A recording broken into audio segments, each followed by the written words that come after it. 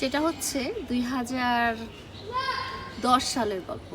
তো আমি যেটা হতাম যে আমি চিন্তা করলাম যে প্রতি মাসে আমার আমার গার্ডেনিং খুব শখ আমার, হ্যাঁ, যে আমার বাগান টাগান করার খুব শখ, অনেক শখ। আমি অনেক অনেক রকম ভ্যারাইটিসের গাছ পছন্দ করি, ওয়াটার প্ল্যান্টগুলো পছন্দ করি। তো 2013 সালে যেটা হয়েছে সেটা হচ্ছে যে, না সরি, এটা হবে 2010 আমি কক্সবাজার বেড়াতে গেছি। কক্সবাজার বেড়াতে যাওয়ার সময় যেদিন চলে আসবো, ফ্লাইটে উঠবো, তার আগের দিন সকালবেলা একটু ভোরে বিচের মধ্যে গেলাম।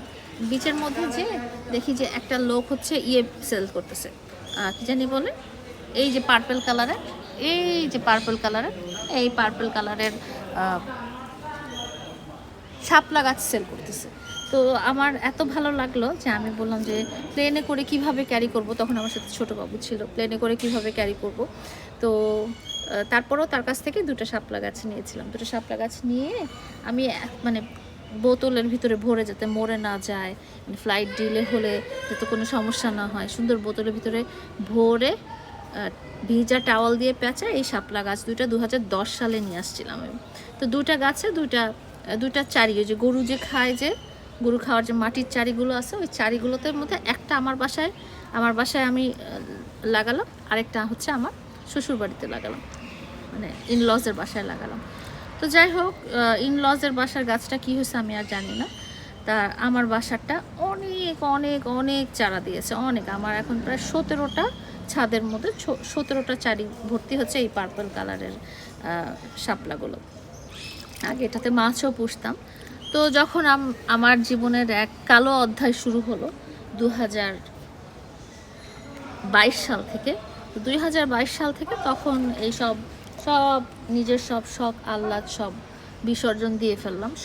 আমার এইসব গাছপালা, শাপলা গাছ আমার প্রায় 17টা চারির মধ্যে বিভিন্ন কালারের, ইয়েলো, সাজা, পিঙ্ক, এরকম পার্পেল, বিভিন্ন কালারের শাপলা গাছ থাকে। সবগুলো ছাদে রয়ে গেল, একদম অযত্নে, কারণ আমি গাছগুলোকে সময় দিতে পারছিলাম না। তারপরেও গাছগুলো মরে নাই। 6টা বছর পরে আমি গতকালকে আবার ছাদে গেলাম। ছাদে যাওয়ার পর দেখি যে শাপলা গাছগুলো রয়ে গেছে। আমি বলছি যে আমার এগুলো সব, এখন তো লোক পাওয়া যায় না, চারিগুলো অনেক বড় বড়, অনেকগুলো গাছ। তা আমি বলছি যে তাও যে করে হোক, আমি আমার বাসা হচ্ছে 6তলা, 7তলা ছাদ থেকে নিয়ে আমি এরকম 4টা টব মাটিতে নামে ফেলবো, যে 4টা। এটা এখনও পানিটা ক্লিয়ার হয়নি, ওটা আছে, এটা আছে, এখানে আছে হচ্ছে পার্পল আর পিঙ্ক কালার। এগুলো আমি ছাদ থেকে নামিয়ে আমার বারান্দাতে রাখলাম, সো দ্যাট আমি এদেরকে দেখতে পারি। যে এটা হচ্ছে আমার রুম, এই যে আমার রুমের সাথে জানলা দিয়ে দেখা যায়। হ্যাঁ, এই যে শাপলা ফুটেছিল সকালবেলা দেখিয়েছিলাম, অনেকগুলো কলি আছে। তো যেই মানুষটার জন্য আমি আসলে আমার লাইফের সমস্ত শখ আহ্লাদ স্বাদ সব কিছু বিসর্জন দিয়ে ফেলছিলাম, সেই মানুষটা আমার বিশাল ক্ষতি করে নিজে এখন অনেক ভালো আছে। হ্যাঁ, নিজের মানে এমন জায়গা থেকে উঠে আসছে, সেই জায়গাটার কথা সে হয়তো এখনও মনেই করে না, কিন্তু নিজস্ব এখন অনেক ভালো আছে। মাঝখান থেকে 6টা বছরে আমি আমার সব কিছু হারিয়ে ফেলেছি।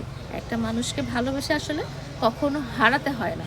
যে মানুষটা আপনাকে ভালোবাসবে সে আপনাকে টেনে উপরে নিয়ে আসবে। আপনি যে অবস্থানে থাকেন সেখান থেকে আপনার উন্নতি করবে, আপনার কখনো অবনতি করাবে না। একটা মানুষ যে যদি আপনাকে সত্যিকার অর্থে ভালোবাসে, আপনি যেরকম, আপনার পরিবেশকে কখনো সে চেঞ্জ করতে চাবে না, আপনাকে বরং তার চেয়ে ভালো পরিবেশে নিয়ে যাবে। সো আমার জীবন থেকে আমি বলবো, আপুরা ভাইয়ারা, আপনারা সবাই শিক্ষা গ্রহণ করবেন, আমার লাইফ থেকে সবাই শিক্ষা গ্রহণ করবেন যে কোনো মানুষের জন্য আপনার জীবন যেন খারাপ পর্যায়ে না চলে যায়। এমন কোনো মানুষ আসলে আপনাকে কোনোদিনও ভালোবাসবে না যে আপনার কাছ থেকে সমস্ত কিছু টেনে নিয়ে, সমস্ত কিছু কেড়ে নিয়ে সে নিজের উন্নতি করে আপনাকে লাথি দিয়ে ফেলে দিবে। তো আমার গাছ, আমার মাছ, আমার বাগান, সে যাই করুক না কেন, সব আমারই রয়েছে, ইনশাল্লাহ আমারই থাকবে। একটা মানুষ আমার ক্ষতি করার চেষ্টা করছে, তার মানে সে আমি তো একদম শেষ বয়সে, লাইফের শেষ বয়সে, সে আমার শেষ বয়সের 6টা বছর সে আমার নষ্ট করে দিয়ে চলে গেছে। এবং আমি বলতে চাই যে আমার রুহের যে হাহাকার, আমার আত্মার যে হাহাকার, সব কিছুই তার জীবনে অভিশাপ হয়ে নেমে আসবে, সত্যি কথা। কারণ একটা মানুষকে তুমি এতদূর এমনভাবে জীবনের এমন শেষ পর্যায়ে এসে এত বড় ক্ষতি করে তুমি মাঝ রাস্তায় ফেলে চলে যাবা অন্য মানুষের হাত ধরে, এবং নিজের জীবন তুমি ওই মানুষটা কষ্টের অর্জন করা টাকা পয়সা স্ট্যাটাস সব কিছু দিয়ে তুমি ওই যেই মেয়েটার কাছে তুমি আজকে আসো বা যেই নারীর সাথে তুমি আজকে সংসার করতেছো, তুমি যদি ওই 2021 সালের ওই জায়গায় থাকতা, তাহলে ওই নারী তোমার দিকে এভাবে করে ঘুরেও তাকাইতো না। সো মানুষের কিন্তু আছে না, মানুষের আত্মার বদদোয়া আছে, রুহের বদদোয়া আছে, রুহের অভিশাপ আছে, সে সবগুলো কিন্তু আমার আছে। এবং আমি অত উদার হতে চাই না যে আমি তাকে মাফ করে দিব। সত্যি কথা, আমার সারা জীবনে কোনোদিন এতটা কষ্টে কাটে নাই, এতটা নিঃশ্বাস বন্ধ হয়ে যাওয়ার মতো অবস্থায় কাটে নাই, যেই অবস্থায় আমি 6টা বছর তাকে ভালো রাখার জন্য, তার পরিবারকে ভালো রাখার জন্য করেছিলাম।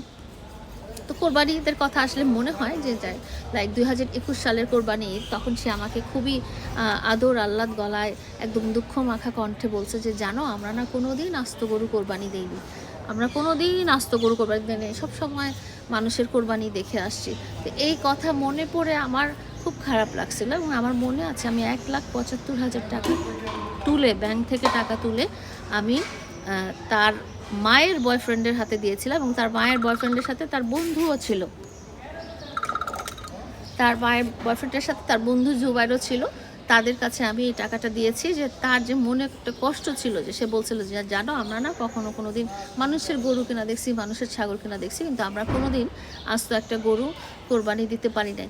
সেই টাকা পেয়ে সে কতটা খুশি হয়েছিল, এবং সে জীবনে প্রথমবারের মতো সেই টাকা দিয়ে কোরবানির গরু কিনছে। এবং তার খুশি দেখে আমিও খুশি হয়েছি, তার খুশি দেখে আমারও খুব ভালো লাগছে যে যাক, সে খুশি হয়েছে, তার মা খুশি হয়েছে, তার ভাই বোন খুশি হয়েছে। একটা গরু কিনছিল অ্যাশ কালারের মধ্যে, অ্যাশ অ্যান্ড ব্ল্যাক, সেটা ছিল তার জীবনের প্রথম কোরবানি। এইসব কথা, যে এই মানুষটা এইসব আমি কোনোদিন বলতে চাই না, আসলে কখনো বলিও নাই, কিন্তু না, কষ্টে মুখ দিয়ে কথা চলে আসে যে তুমি এইসব কথা বলে এখন তুমি হয়তো দেখবা যে সৌদি আরবের উট কিনতে যাচ্ছ, সৌদি আরবের দুম্বা কিনতে যাচ্ছ, বা তুমি আরও বিশাল অনেক টাকায় গরু ছাগল অনেক কিছু কিনতে যাচ্ছ, কিন্তু তোমাকে যেটা বলছি যে তুমি আমার কাছে কখনোই মাফ পাবা না। হ্যাঁ, আমার কাছে আমার টাকাগুলো তো আমার কষ্টের। আমি চাকরি করে, তোমার মা বলে না যে হ্যাঁ আমি ব্যাংকে বান্দিগিরি করে, আমি বান্দিগিরি করে আমি মানুষের টাকা প্রতারণা করে নিয়ে খেয়ে তারপরে ছেড়ে দিই না। হ্যাঁ, আমি চাকরি করি, আমি কষ্ট করি, আমি ইনকাম করি, সেই ইনকামের টাকাগুলো এবং সারা জীবনের সঞ্চয়গুলো দিয়ে তোমাদেরকে খুশি রাখতে চাইছিলাম, এইটা ভেবে যে আমি যখন থাকবো না, আমার অবর্তমানে তোমরা আমার সন্তানের সাথে একটা পরিবার হিসেবে থাকবা। হ্যাঁ, তোমরা সেইভাবেই আমার কাছে আসছো। তো তুমি কোনোদিন চিন্তা করবা, তুমি কোনোদিন হাহাকার করবা। হ্যাঁ, কারণ হচ্ছে যে তুমি আমাকে এভাবে কষ্ট দিয়ে, আমি তোমাকে নিঃস্বার্থভাবেই ভালোবাসি, আমি তোমার কাছে কোনো দিন কিছু চাইনি। অবশ্য দেওয়ার মতো অবস্থাও তোমাদের কোনো দিন ছিল না, ওই ভালোবাসা দেখানো ছাড়া দেওয়ার মতো অবস্থান কোনো দিন ছিল না। প্রতিটা কোরবানি ঈদে আমার ওই কথাটা মনে হয় যে এইরকম কোরবানি ঈদের সময় তুমি এইভাবে বলছিলে, আর আজকে তুমি আমাকে চিনোই না। আর অসুবিধা নাই, আমাকে চিন্তা হবে না, কিন্তু প্রতিটা কর্মের ফল মানুষ ভোগ করবে পৃথিবীতে, তুমিও এবং তোমার পরিবারও তোমাদের কর্মের ফল ভোগ করবা। যাই হোক, যত খারাপ মেসেজই হোক না কেন আমি বলি, কারণ আমি এই কারণে বলতে চাই যে তার জন্য অনেক মেয়ে পাগল, তার জন্য অনেক মেয়ে, তার এই অবস্থান দেখে অনেক মেয়ে তার জন্য পাগল এবং তার সাথে সংসার করতে পাগল। তাদেরকে বলি এই মানুষটা হচ্ছে পিছনে ভিডিওতে একরকম, ইন রিয়ালিটিতে সে একেবারেই অমানুষ একটা মানুষ। যাই হোক, আরও অনেক গল্প আছে, এগুলো হচ্ছে তোমাদেরকে সাবধান করে দেওয়ার জন্য বলছি যে মানুষের সুন্দর চেহারা, মানুষের মায়া মহব্বত, মানুষের অভিনয় দেখে কখনো কাউকে ভালোবাসতে যাবেন না, পটে যাবেন না। আমার লাইফ থেকে শিক্ষা গ্রহণ করেন। এই যে আমার শাপলা গাছগুলো থেকে আবারও বিদায় নিয়ে যাচ্ছি। Bye bye.